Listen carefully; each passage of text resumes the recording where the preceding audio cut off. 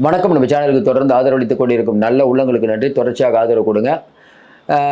நடிகர் நடிகைகளை காணோம் அப்படிங்கிறது இன்றைக்கி வந்து ஹேஷ்டேக்கில் பிரபலமாக போயிட்டுருக்குது.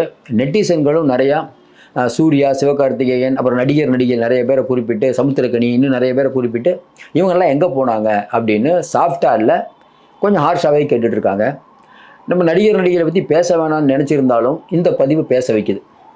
அப்போ நடிகர்களாக இருக்கக்கூடியவர் சமுதாயத்தில் ஒரு பெரிய அவலம் நடக்கும்போது நீங்கள் எப்பயுமே அமைதியாக இருந்தால் அது நமக்கு பிரச்சனை இல்லை. ஆனால் அதிமுக ஆட்சியில் வந்து ஃபெனிக்ஸ் சாத்தான்குளம் சம்பவத்துக்கு ஜஸ்டிஸ் ஃபார் ஃபெனிக்ஸ் அப்படின்னு போட்டு நமக்கு தெரிஞ்ச சூர்யா, சிவகார்த்திகேயன் எல்லாரும் அந்த அளவுக்கு வந்து தன்னுடைய ஆதங்கத்தை தெரிவித்தாங்க. நம்மளே யோசிக்கிறோம், பரவாயில்லப்பா, சமுத்திரக்கனியும் தெரிவித்தார், ரொம்ப ஆதரவாக பேசுகிறாரு. இப்போ வந்து சினிமாவில் மட்டும் இவங்க நடிகர் இல்லை, ரியல் ஹீரோஸ் இவங்கெல்லாம் அப்படின்னு நம்ம பாராட்டினோம். உண்மையிலே மிக மிக கண்டிக்கக்கூடிய விஷயம் அது. அப்படிப்பட்ட சூழ்நிலையில் அதாவது அந்த அடித்த ஷாட்லாம் வெளியில் வரல. இன்றைக்கி அடித்த ஷாட்லாம் வெளியில் வந்துருச்சு. இவ்வளவு மக்களும் அவ்வளோ கொந்தளிச்சு போயிருக்காங்க. ஒட்டுமொத்த இந்தியாவிலே இது ட்ரெண்டிங்காக இருக்குது, அஜித் அப்படிங்கிற ஒரு பேர். இப்படிப்பட்ட சூழ்நிலையில் இன்றைக்கி திரையுலகத்திலேருந்து ஒரு சலனமே கூட இல்லையே. அப்படிங்கும்போது ஆமாங்க, எல்லாம் சிவப்பு பூதம் நடிக்கிற படத்தில் நடிக்கிறாங்க அப்படிங்க குரல் கொடுப்பாங்க. ஒன்று. இன்னொன்று, நார்மலாக பார்த்தா லாஜிக்காக என்னென்னா, இன்றைக்கி வந்து எடப்பாடி பழனிசாமி அப்படின்னா ஒரு நியாயம், ஸ்டாலின் அவர்னா ஒரு நியாயங்கிறது சரியான வாதமாக? அப்போல்லாம் நீங்கள் வெறும் வசனம் பேசுகிற புலிகள் மட்டும்தான் சினிமாவில் பேசுவீங்க. உங்களை போய் நாங்கள் ரியல் ஹீரோவான்னு நினச்சிட்டு நாங்கள் ஒரு பெரிய அளவுக்குலாம் மக்கள் உங்களுக்கு ரசிகர் மன்றம்லாம் வச்சு நீங்கள்லாம் பெரிய ஆளாக வரணும்னு நினைக்கிறாங்க பாருங்கள். அவங்க வந்து அவங்கள பற்றி நம்ம என்ன சொல்கிறதுன்னு நமக்கு புரியல. அதாவது சொல்லுவாங்கள்ல, இன்றைக்கி இருக்கக்கூடிய சூழ்நிலையில் இந்த அஜித் அவர்களுடைய அந்த பெரிய பிரச்சனை அப்படிங்கிறது காண்போரே கதறக்கூடிய விஷயம். ஏன்னா தண்ணி கேட்டார், அதை கூட கொடுக்காம கையில் அடித்தாங்க. இத்தனை காயங்கள் கோட்டு வெளுவிடுன்னு வெளுத்து விட்டுருக்குது. இப்போ பார்த்தீங்கன்னா இந்த விஷயத்தில் பார்த்தீங்கன்னா இந்த நிலையவத்வான்களும் ஊப்பிகளும் ஆளே காணும். இதுக்கு ஏதாவது முட்டு கொடுத்தாங்கன்னா அவ்வளோ மக்களோட கொந்தளிப்பை தாங்க. அதனால் அமைதியாக இருங்க. அதாவது என்னென்னா, இவங்க எப்படின்னா கீழடி அப்படின்னா நாங்கள் தான் பண்ணோம், பொள்ளாச்சி நாங்கள் தான் ஜெயிச்சு கொடுத்தோம், ஞானசேகரன் நாங்கள் தான் பிடிச்சி கொடுத்தோம், எது எடுத்தாலும் திமுக தான் பண்ணுச்சு. இந்த அதாவது என்னென்னா, அதான் நான் சொன்னோமே, அடுத்து மட்டும் திமுக ஆட்சிக்கு வந்ததுன்னா திருக்குறளை எழுதினதே கலைஞர்னு சொன்னாலும் அவங்க ஆட்சி. கலைஞர் அவர்களே நம்ம மதிக்கிறோம், அவருடைய திறமையை மதிக்கிறோம். ஆனால் இவங்க அதை ஒரு எங்கேயோ கொண்டு போயிடுவாங்க. இப்பயே பார்த்தீங்கன்னா நாட்டில் நடக்கக்கூடிய விஷயம்லாம் பார்த்தா நமக்கு நல்லா தெரியும். இப்போ என்ன விஷயம் அப்படின்னா, நம்ம அஜீஸ் அவர்களுடைய இந்த மரணம் பெரிய அளவுக்கு உலுக்கிட்டு இருக்கும்போது திரைத்துறையிலிருந்து இது ஒரு மிகப்பெரிய ஒரு அறிக்கை இவங்கெல்லாம் வந்திருக்கணும் அப்படின்னு வெகுஜன மக்களுடைய நம்பிக்கை.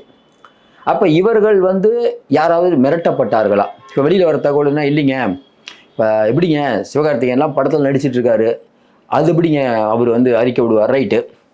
அப்போ நீங்கள் ஒரு ஒரு ஒரு அப்போ வந்து எடப்பாடி பழனிசாமி பையன் மிதுனும் ஒரு ப்ரொடக்ஷன் கம்பெனி ஆரம்பிக்கணும், சினிமா மாதிரி ஒரு கம்பெனி ஆரம்பித்து அவரும் திரைத்துறையில் எல்லா தியேட்டரையும் வாடகைக்கு எடுத்து முடிஞ்ச அவர் நடிகர் கூட செய்யலாம். இப்படிலாம் நடித்து திரையுலகத்தினோட தொடர்பு இருந்ததுன்னா நீங்கள் அவங்களுக்காக எதிர்த்து பேச மாட்டீங்க. திரையுலகத்தை பற்றி கண்டுக்கவே மாட்டோம்.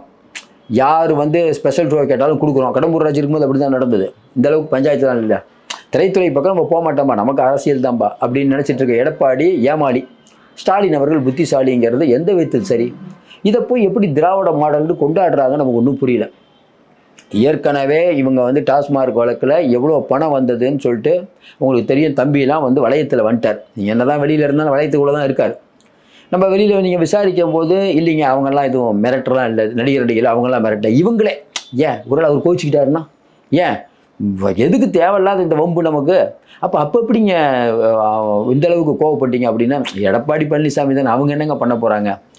இது வந்து சரியான வாதம் இல்லை. மறுபடியும் நம்ம சொல்கிறோம், இன்றைக்கி ஒட்டுமொத்த சமூகமும் இந்த விஷயத்தில் வந்து, அதாவது முதலமைச்சர் வந்து கீழடியில் வந்து வரலாற்று சிறப்பு மிக்க விஷயம்லாம் நடக்குது அப்படிங்கிறாரு. முதல்வருக்கு தமிழகத்தில் நடக்கக்கூடிய விஷயம் தெரியுமா இல்லையா நமக்கு ஒன்றும் புரியல. ஏன்னா கோர்ட்டில் கூட என்ன சொல்கிறாங்கன்னா, நாங்கள் உடனடியாக நடவடிக்கை எடுத்தோங்கிறாங்க. கோர்ட் சொன்ன அடுத்த டைலாக் என்ன தெரியுமா? இதில் வந்து நீங்கள் சமரசம் செய்தீர்கள் என்றால் கடும் விளைவுகளை சந்திக்க நேரிடும். ஏன் மேலதிகாரிகளை கை வைக்கிறதுக்கு உங்களுக்கு ஏன் இந்த தயக்கம்? அப்போ ஒரு காவல்துறையை நினைத்தா எந்த விதமான அத்துமீறலையும் பண்ணலாம் அப்படிங்கிறதுக்கு இன்றைக்கி இருக்கக்கூடிய சம்பவம். ஏன்னா ஜெய் பீம் படத்தை நடித்ததுலேருந்து ஸ்டாலினும் உருகுறாரு. அதில் நடித்த சூர்யா அவர்கள் ஐயோ ஜெய் பீம் படம்லாம் எனக்கு ஒரு கனவு அப்படின்லாம் சொன்னார். அப்போ நடித்ததோட சரியா? நீங்கள் இப்போ இதற்கெல்லாம் நீங்கள் இப்போ இதில் என்னென்னாங்க, எந்த நடிகரும் குரல் கொடுக்காம ஒரு நடிகர் குரல் கொடுத்தா தமிழ் சமூகம் அவர்களை உற்று பார்க்கும். நமக்கு என்ன வருத்தம்னா, விஜய் கூட அவரே நேரடியாக இதுக்கு அறிக்கை விட்டுருந்தா அதோடைய இம்பேக்ட் என்ன இம்பேக்ட் ஆனந்த் அவர்கள் மூலமாக வெளியிடுறாரு. இது வந்து நமக்கு ஏற்புடையதாக தெரியல. உடனே தினமலர் ஒரு கட்டங்கட்டி செய்தி போடுறாங்க. என்ன, இல்லை அவர் வந்து போலீஸ் வேடத்தில் ஜனநாயகத்தில் நடிக்கிறாரு, அதனால் இப்போ போய் அந்த அறிக்கை விடணுமா அப்படின்னு அவங்க வேற கிண்டல் பண்ணுற மாதிரி போட்டிருக்காங்க. அப்போ விஜய் அவர்கள் ஒன்று வேணாம், விஜய் அவர்கள் இந்நேரம் திருபுவனம் மட்டும் போயிருந்தா திமுக ஆடி போயிருக்கும் சார். பெரிய நியூஸ் இல்லை அது. ஏன் இந்த மாதிரியான விஷயங்கள் விஜய் அவர்கிட்ட கொண்டு போலியா எனக்கு ஒன்றும் புரியல. ஏன்னா நல்ல ஸ்கோர் பண்ணுற விஷயங்க அதெல்லாம். ஃபெனிக்ஸ் அவர்கள் பிரச்சனை நடக்கும்போது ஸ்டாலின் அவர்கள், கனிமொழி அவர்கள், உதயநிதி எல்லாம் அங்கே போனாங்க. அது எவ்வளோ ஊதி பெருசாகணும். அப்போ திமுகங்கிறது ஒரு நல்ல எதிர்க்கட்சியாக இருக்கிறது. இன்னைக்கு ஆளுகின்ற திமுக அப்படிங்கிறது பல விஷயங்கள் வந்து மக்கள் நல விரோத செயல்களை செஞ்சுட்டு இருக்குது. நம்ம தொடர்ந்து சொல்லும்போது நிறைய பேர் கூட இல்லைன்னு சொல்லிட்டு இருந்தாங்க. நம்ம என்ன கேட்டோம்னா, 24 கஸ்டோடியல் டெத்து இவங்க கணக்கு பிரகாரம் 4 வருஷம் 4.5 வருஷம் முடிஞ்சிச்சு. அப்போ வருஷத்துக்கு 5 கஸ்டோடியல் டெத். இந்த கஸ்டோடியல் டெத்தில் இறக்குறவங்க யாராவது வசதியானவங்களா இல்லை, ஐடி கட்டுறவங்களா இல்லை, சரி யாருங்க இறக்குறா? எல்லாம் ரொம்ப ரொம்ப சாதாரண மக்கள். சாமானியர்களுக்கான ஆட்சி, மைனாரிட்டியாருக்கான ஆட்சின்லாம் கலைஞர் சொன்னார். இதுதான் வந்து சாமானியர்களுக்கும் மைனாரிட்டிக்குமான ஆட்சியா? கொஞ்சம் யோசனை பாருங்கள். ஒரு சினிமா பார்த்துட்டு கலங்கி போகக்கூடிய முதல்வர் ஏன் இதில் கலங்கவில்லை? இதில் வரக்கூடிய செய்தியில் பார்த்தா மிளகா பொடி பண்ணாங்க, இத்தனை இடத்துல காயம். ஏங்க ஒரு 10 பவுன் நகைக்காக தீவிரவாதி மாதிரி அடிக்கிறது, அதுவும் எவ்வளோ ஒரு தைரியம் இருந்தால் அன்அஃபிஷியலாக நீங்கள் வந்து போலீஸ் சீருடை இல்லாமல் அடிக்கிறீங்க. நம்ம ஏற்கனவே சொன்னோம், ஒரு பதவிக்கு வந்துட்டோன்னே தமிழ்நாடே இவங்களுதுன்னு நினைக்கிறாங்களே. அங்கே என்னடானா ஒரு முதன்மை குடும்பம் வந்து தமிழ்நாடே நம்மளுதுன்னு நினைக்குது. இவங்க நம்மளை விட்டு எங்கே போவாங்க? இஸ்லாமியர்களும் கிறிஸ்டினும் நம்மளை விட்டு எங்கே போவாங்க? நம்மகிட்ட தான் ஓட்டு போடணும். ஏன்? அங்கே தான் பிஜேபி இருக்கேன். அப்போ இந்த பாசிச பாஜகங்கிற ஒன்றை வச்சுக்கிட்டு நீங்கள் நெடுந்தூரம் காலம் தள்ள முடியாது. மறுபடியும் சொல்கிறோம், நம்ம ஏற்கனவே சொன்னோம் திமுக ஜெயிச்சிரும். நம்ம என்ன சொன்னோம்? இல்லைங்க, இவங்களுக்கு 7.5 ஆகிட்டு இருக்குது. முதல்வருக்கு வெளி உலகத்தில் என்ன நடக்குதுன்னு தெரியல. அவர் ஒரு கனவு உலகத்தில் இருக்கார். அதிகாரிகள் ஆட்சி நடக்குது. இன்னும் 8 மாதம் தொடர்ந்து இந்த மாதிரி சம்பவங்கள் வர நீங்கள் நினைக்கலாம் கூட்டணி பலம். உங்கள் கூட்டணி பலம் தகர்க்கறியப்படும். மறுபடியும் சொல்கிறோம், நீங்கள் வெகுஜன மக்கள் கோபத்துக்கு ஆளானீங்கன்னா அந்த கூட்டணி மக்கள் அவ்வளோ கொந்தளிச்சிருக்காங்க. விடுதலை சிறுத்தைகள், தொல்துறை எல்லாம் ரொம்ப சாஃப்டாக பேசுகிறீங்க. சிபிசிஐடி கொடுத்து அது சரியாயிருமா? இதே திருமாவளவன் அவர்கள் வந்து எடப்பாடி பழனிசாமி ஆட்சியில் இதுமாதிரி பேசி என்னங்க சொன்னாங்க? காவல்துறையினர் உடனே சிறையில் அடைக்க வேண்டும், அப்படி தானே? கடுமையான தண்டனை வாங்கி கொடுக்க வேண்டும், இத்தனை கோடி கொடுக்கணும், அத்தனை கோடி கொடுக்கணும். நீங்கள் இப்போ ஏன் எல்லாம் அமைதியாகிட்டீங்க? அப்போ உங்களுக்கு 4-5 சீட்டு கேட்டால் எங்களுக்கு சீட்டு பிரச்சனை இல்லை, கொள்கை தான். இது என்ன உங்கள் கொள்கை? நம்ம ஒன்றும் புரியல. என்ன தான் உங்கள் கொள்கை நமக்கு புரியல. பிஜேபி எதிர்ப்பு, ரைட்டு. பிஜேபி தான் தமிழ்நாட்டில் 4 பேர் தான் இருக்காங்க. அது என்ன? அது வளரவே அதை விட்டு தொலைங்க. முருகன் மாநாடு திமுக தான் நடத்துது. தமிழக அரசு நடத்தல மாநாடு. அதாவது பிஜேபி நமக்கு பிடிக்காத கட்சி தாங்க, அது வரக்கூடாத கட்சி. அதுக்காக திமுகவை கொண்டாடுறது நியாயமே இல்லை.